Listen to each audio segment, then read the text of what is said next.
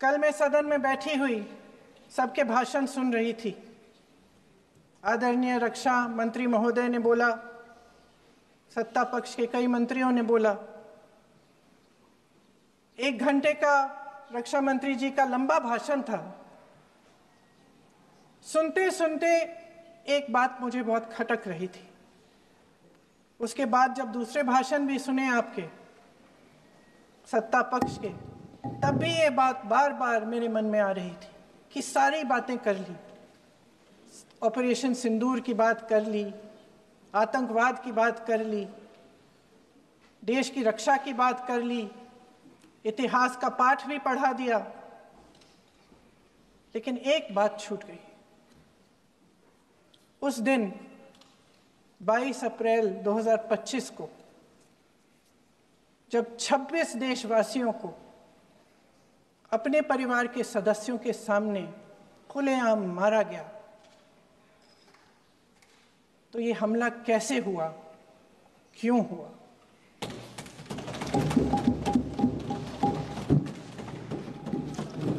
अध्यक्ष महोदय, ये लोग बैसारन वैली में, पहलगाम के पास कश्मीर में क्या कर रहे थे? आजकल पब्लिसिटी का दौर है, प्रचार का ज़माना है। कुछ समय से हमारी सरकार ये प्रचार कर रही थी कि कश्मीर में आतंकवाद ख़त्म हो गया है, कि कश्मीर में शांति है, अमन चैन है। प्रधानमंत्री जी ने खूब भाषण दिए, देशवासियों को कहा कि चलिए कश्मीर चलिए, सैर करिए। कई बार मैंने ये भी देखा मीडिया पर, टीवी पर कि कश्मीर जाइए, ज़मीन खरीदिए, अब वहाँ अमन चैन है, शांति का वातावरण है। इसी बीच शुभम द्विवेदी, एक कानपुर के नौजवान, और उनके पूरे परिवार ने तय किया कि वो कश्मीर जाएंगे। शुभम द्विवेदी की 6 महीने पहले शादी हुई थी। उसकी पत्नी ने कहा कि उनके बीच एक ऐसा रिश्ता था, प्रेम और दोस्ती का ऐसा रिश्ता था कि वो एक दूसरे को बच्चों की तरह हंसाते थे। सोशल मीडिया पर एक वीडियो भी जारी है जिसमें पूरा परिवार एक साथ बैठा हुआ ताश खेल रहा है और ऐसे हंस रहे हैं कि उस वीडियो को देख के किसी का भी दिल टूट जाए कि इस परिवार को इस तरह से उजड़ने क्यों दिया हमने। 22 अप्रैल 2025 को बैसारन वैली में मौसम का मिजाज अच्छा था। जैसे हर रोज लगातार 1000 से 1500 लोग वहां पहुंचते थे, उसी तरह से उस दिन भी तमाम पर्यटक वहां पहुंचे। वहां का रास्ता आसान नहीं है अध्यक्ष महोदय जी, जंगल से जाना पड़ता है, पहाड़ों के बीच जाना पड़ता है, घोड़े से जाना पड़ता है।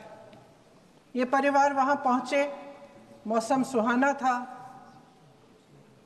उनके बच्चे ट्रैम्पोलिन पे खेल रहे थे, कोई जिपलाइन कर रहा था, कोई चाय पी रहा था, तो कोई कश्मीर की सुंदर वादियों की ठंडी हवा का मज़ा ले रहा था।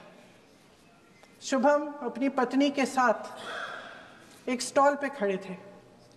तभी अचानक 4 आतंकवादी जंगल में से निकलते हैं और शुभम को वहीं अपनी पत्नी के सामने मार डालते हैं। उसके बाद वे वहां से पूरे वैली में 1 घंटे के लिए लोगों को चुन चुन कर मारते हैं। किसी के पति को अपनी पत्नी के आंखों के सामने, किसी के पिता को अपने बेटे के सामने, चुन चुन कर 26 लोगों को मार डालते हैं। शुभम की पत्नी घबराकर वहां से भागने की कोशिश करती है, अपनी जान बचाने के लिए जंगल की तरफ दौड़ती है। वहां पता चलता है कि तमाम लोग जंगल की तरफ दौड़े हैं और अपनी जान बचाने की कोशिश कर रहे हैं।